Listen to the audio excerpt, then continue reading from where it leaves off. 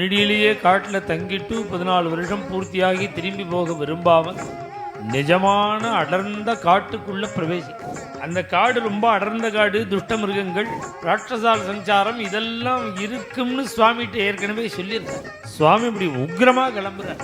மான்கள் நிறைய இருந்ததுன்னா என்ன அர்த்தம்னா துஷ்ட மிருகங்கள் இல்லைன்னு அர்த்தம். சுவாமி அவ்வளவு ஆச்சரியப்பட்டார், சந்தோஷப்பட்டார்.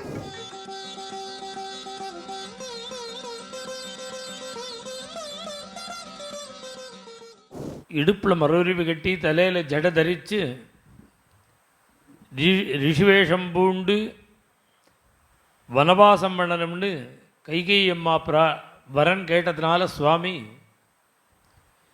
ஏதோ மினிடியிலேயே காட்டில் தங்கிட்டு 14 வருஷம் பூர்த்தியாகி திரும்பி போக விரும்பாமல் அம்மா சொன்னத்தை சத்தியமாக பண்ணணும்னு இப்போ நிஜமான அடர்ந்த காட்டுக்குள்ளே பிரவேசிக்கிறார்.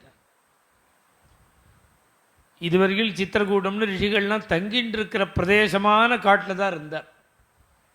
இப்போ பிரவிஷ்யது மகாரண்யம், மகா பெரிய காடாம், அடர்ந்த அந்த காட்டுக்குள்ள சுவாமி கிளம்புறார். ஆத்மவானே தண்டகாரண்யம், நல்ல தைரியசாலிங்கிற. வனவாசம் போயிட்டு வரேன்னு வாக்குனால சொன்னாலும் அதை திருப்தியாக நடத்துறதுக்கு ஒரு மனோதைரியம் வேணுமோ. சுவாமி இப்படி காட்டுக்கு கிளம்புறார். அரண்ய பிரவேசம் என்றார். மகாரண்ய பிரவேசம் பார்க்கறதுக்கு எப்படி இருக்காருன்னா இத்தனை நாள் எவ்வளவு எவ்வளவு பார்க்கறதுக்கு அதீவ பிரிய தரிசனம்னு தானே இருந்தார். ததர்ஷராமோ துர்தர்ஷா, இப்போ கண்ணை கூசுறதான் சுவாமியை பார்க்கறதுக்கு. அப்படி பிரகாசத்தோட சுவாமி, அவ்வளவு அவ்வளவு வீரியம் அது. சுவாமி இப்படி உக்ரமாக கிளம்புறார். தாபசாசிரம மண்டலம். ஏன்னா அந்த காடு ரொம்ப அடர்ந்த காடு, துஷ்ட மிருகங்கள், ராட்சசால் சஞ்சாரம் இதெல்லாம் இருக்கும்னு சுவாமிகிட்ட ஏற்கனவே சொல்லியிருக்கார். அதனால சுவாமி அந்த மைண்ட் செட்டை அப்படி பண்ணின்னு விட்டார். அவர் உக்ரமாக தான் கிளம்பினார். ஆனால் உள்ளே போய் பார்க்குறார், அவர் நினைச்சதுக்கு நேர் மாறுதலாக இருக்கான் அந்த காடு. எப்படி இருந்ததுன்னா மிருகைகி பகுபிரா கீர்ணம், எங்கே திரும்பினாலும் மான்கள் இருக்கு. மான்கள் நிறையா இருந்ததுன்னா என்ன அர்த்தம்னா துஷ்ட மிருகங்கள் இல்லைன்னு அர்த்தம். அப்போதானே அது சஞ்சாரம் பண்ணும். நிறைய எலி இருக்கு, ஆமுழுக எலி உபதிரவம்னா என்ன அர்த்தம்னா பூனை இல்லைன்னு அர்த்தம். எலி பேரம்பேத்தி கொள்ளு பேரம் எல்லாம் எடுத்து சௌக்கியமாக இருக்குது ஆற்றுலன்னா என்ன அர்த்தம்? அதை கபலீகரணம் பண்ணுற பூனை இல்லைன்னு அர்த்தம். மிருகைகி பகுவிராகீர்ணம், எங்கே பார்த்தாலும் மான்கள் ரிஷி ஆசிரமம்னாலே லட்சணம் மான் இருக்கு.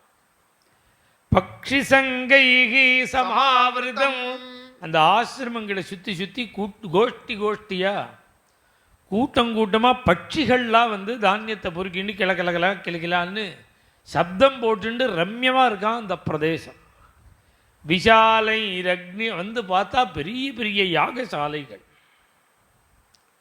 யாகம் பண்ணுவதற்காக அமைக்கப்பட்ட யாகசாலைகள், அக்னிஹோத்திர சாலை.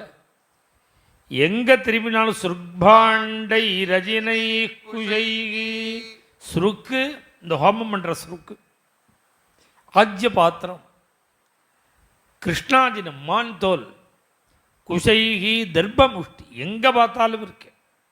சமித்பிகி தோய கலசைகி, அந்த ஆசிரமங்களை வந்து பார்க்குறார். நிறைய குட்டியாக ஆசிரமம். அந்த சுவாமி ஆசிரமத்தை எட்டி பார்க்குறார். ஒரு பலகா மேலே கயத்தில் கட்டி 2 பக்கமும் கயிறு கட்டி தொங்க விட்டு ஒரு பலகால சமித்த கட்டாக கட்டி அடுக்கி வச்சிருக்கார். சமித்பிகி சாதாரணமாக 108 சமித்தா கட்டியிருக்கு. அதுக்கப்புறம் இத்மத்துக்கு 3 பெரிய சமைத்து, சின்ன சமைத்து, இப்படி இத்ம கட்டுக்கட்டாக இருக்கு. அந்தந்த ஹோமங்களுக்கு எத்தனை சமித்துகள் தேவையோ அதெல்லாம் முன்னாடியே கட்டி வச்சிருக்காங்க.